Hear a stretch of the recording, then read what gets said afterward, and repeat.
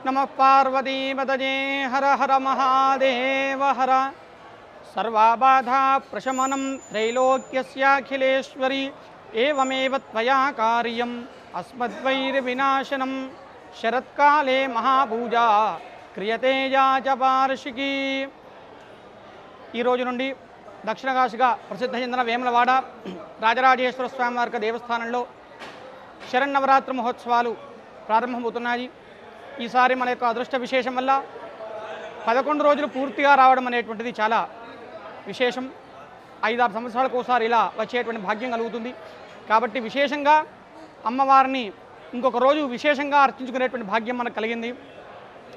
వేములవాడ క్షేత్రంలో ఈరోజు ప్రొద్దునే ప్రాతకాలమందే స్వస్తి పుణ్యాహవాచనంతో కార్యక్రమం ప్రారంభమైంది। స్వస్తి పుణ్యాహవాచనం పంచగవ్యంతో దేవాలయమంతా శుద్ధి కార్యక్రమం పూర్తయింది। ఆచార్యాది బ్రహ్మలను ఋత్విగ్వరణం కూడా పూర్తయింది।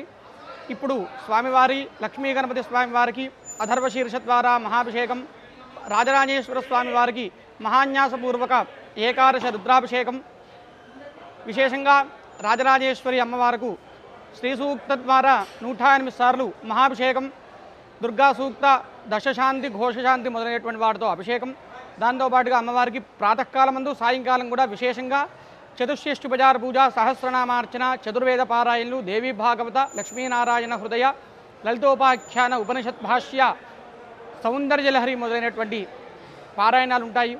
విశేషంగా సాయంకాలం దేవీ భాగవత ప్రవచనం, దాంతోపాటుగా నాగిరెడ్డి మండపంలో ఉన్నటువంటి యజ్ఞశాలలో నిత్యం కూడా 12 మంది బ్రహ్మచారుల చేత రోజు 12,000 గాయత్రీ జపం, తద్దశాంశ హోమం, ఇట్లా రోజు కూడా కన్యగా సువాసని పూజ, తర్వాత గ్రామ సేవ మొదలైన కార్యక్రమాలని, గ్రామోత్సవం స్వామివారు పల్లకీలో ఆ గ్రామమంతా కూడా పురవీధుల్లో ఊరేగిస్తారు।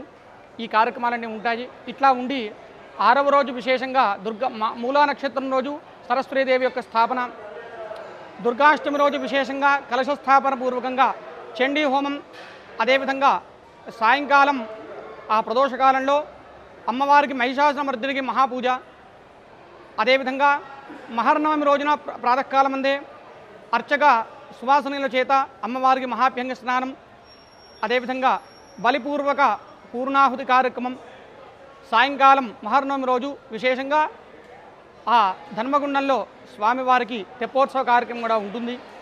దాంతోపాటుగా విశేషంగా బాలా త్రిపుర సుందరి గుడి దేవాలయంలో భక్తులందరికీ కూడా ఆర్జన సేవ చేసుకునేటువంటి భాగ్యం కూడా కల్పించారు। విశేషంగా కుంకుమార్చనలు కూడా జరుగుతాయి। తర్వాత విజయదశమి రోజు స్వామివారికి ఆ ఆయుధ పూజ, శమీ పూజ, సాయంకాలం పూట సీమోల్లంఘనం మొదలైన కార్యక్రమాలను ఉంటాయి। అంబారు సేవ పైన విశేషంగా ఆ రాజరాజేశ్వర స్వామివారు, అనంతపద్మనాభ స్వామివారు పురవీధుల్లో విహరిస్తారు కాబట్టి ఈ ఉత్సవాల్లో భక్తులందరూ కూడా పాల్గొని ఆ రాజరాజేశ్వరి దేవి యొక్క కృపాకటాక్షాలకు పాత్రలు కావాలని చెప్పి మనసారా ప్రార్థిస్తూ జగదంబ మాతకీ జై। రోజు విశేషంగా ప్రథమం శైలపుత్రి చ అనేటువంటి వాక్యాన్ని అనుసరించి ఈరోజు శైలపుత్రి అవతారం, ఆ అమ్మవారు విశేషంగా ఆ శైలపుత్రి అంటే హిమవంతుని యొక్క కుమార్తెగా జన్మించినటువంటి అమ్మవారి యొక్క అవతారం, ఆ అలంకారంలో అమ్మవారు దర్శనమిస్తారు। సాయంకాలం విశేషంగా మనకు ఆ రాజరాజేశ్వర స్వామివారు నందివాహనం మీద ఊరేగిస్తారు కాబట్టి భక్తులందరూ కూడా స్వామివారు దర్శించి రాజరాజేశ్వర స్వామి వారి యొక్క ఈసారి 11 రోజులు రావడం విశేషమండి। 4వ రోజు తిథి యొక్క వృద్ధి వల్ల